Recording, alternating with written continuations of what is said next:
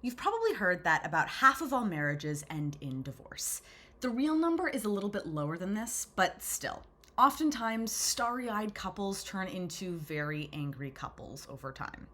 So, given how common divorce is and how taxing it can be, why do couples even bother to get married in the first place?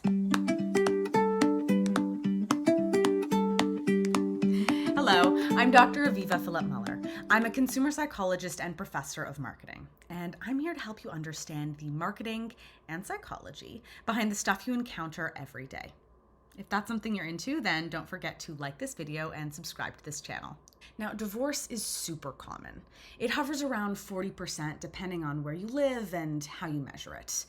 To put that number into perspective, if someone gave you a new fruit to try and they said, now, just so you know, there is about a 40% chance that you're going to have a horrible allergic reaction to this new fruit, you probably wouldn't try it. No matter how amazing and interesting and beautiful this fruit seemed, those odds just wouldn't seem worth it, right? And yet people choose to get married every day despite those same odds. It almost seems totally irrational. Now, full disclosure, I am married, so I am not here to bash marriage. I'm also not here to preach marriage if that's not your jam. To each their own. But given the fact that so many people do choose to get married, it seems important to understand why. And once people make that choice to get married, how can we try our darndest to stay that way? The first reason that people get married despite the odds is that most people don't fully appreciate those odds. Even if you know that a large proportion of marriages are going to end in divorce, most people think that they're in the portion of people that's going to stay together forever. Even if you don't really have any good reason to believe this, most people think that their marriage is special and is going to stand the test of time. This stems from the better than average effect, where, on average, everyone thinks that they're above average. This is, of course, impossible because the average person is, well, average. People think that they're above average on a whole host of things, ranging from driving to intelligence to even marriage. And so people get married despite the odds because they don't really think that the odds apply to them. Another reason that people get married is because romantic love feels really good, and that's worth something. In fact, research shows that social support is really important for our health. Loneliness and social isolation can be just as bad for your health as smoking. And of course, your spouse is a really important part of that social support network. So even though heartbreak might come down the line, that's still better than a heart attack. Now that we've talked about a number of the reasons that people get married in the first place, what are some of the predictors of getting divorced, and how can we avoid those? Well, like with a lot of things in our society, income plays a big role. Those who are lower income are unfortunately at higher risk of getting divorced. This can occur for a number of reasons. One of which is because we know that financial strain can be really taxing on a relationship. I say this not to depress you or to stress you out if you happen to identify as being on the lower end of the income scale, but instead because I can give you all of the research-backed tips and tricks in the world, but I think it's important to acknowledge that sometimes the deck is already a little bit stacked to begin with.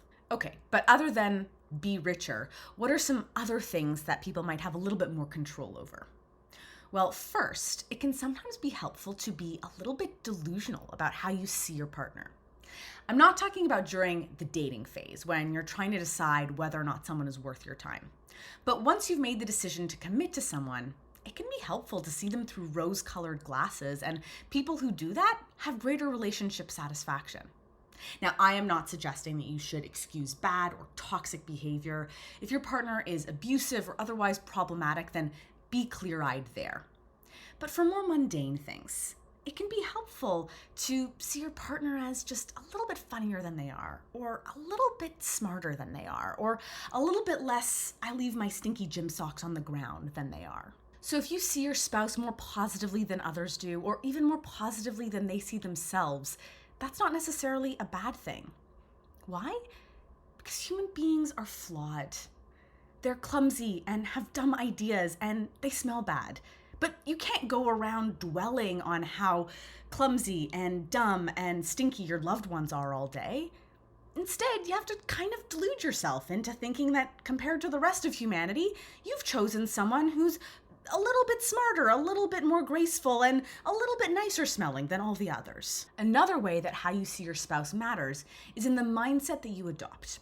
You can see your relationship in a couple of different ways. On one end of the spectrum, you can see your compatibility with your spouse as very fixed and black and white. You're either compatible or you're not. This is called a fixed mindset.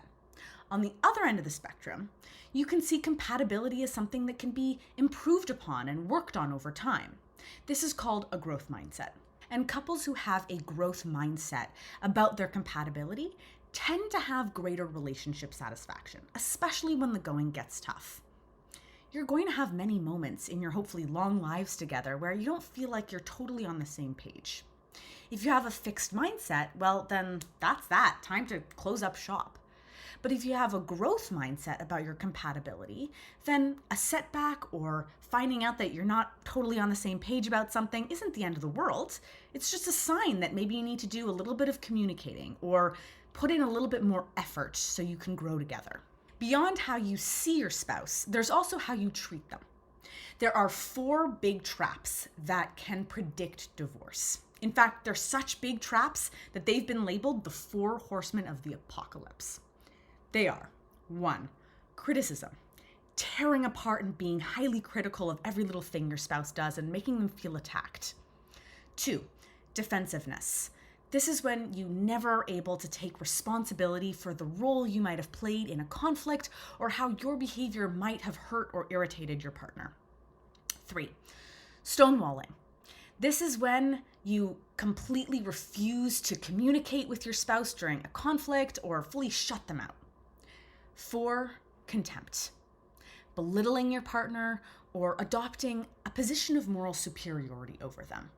If you can avoid these 4 things, then you're already on the right track. Finally, I want to end by saying that even if you do try all of these things, there may still be a good reason to get divorced. And if you have gotten divorced, I am by no means saying that it's your fault. These strategies might not have been enough. And a lot of people are much happier after getting divorced compared to being in an apocalyptic marriage. What do you think? If you're married or in a long-term relationship, then what's worked for keeping you together and happy? Let me know in the comments below. As always, thank you so much for watching this video. Remember to like it and subscribe to this channel, and I will see you in the next video.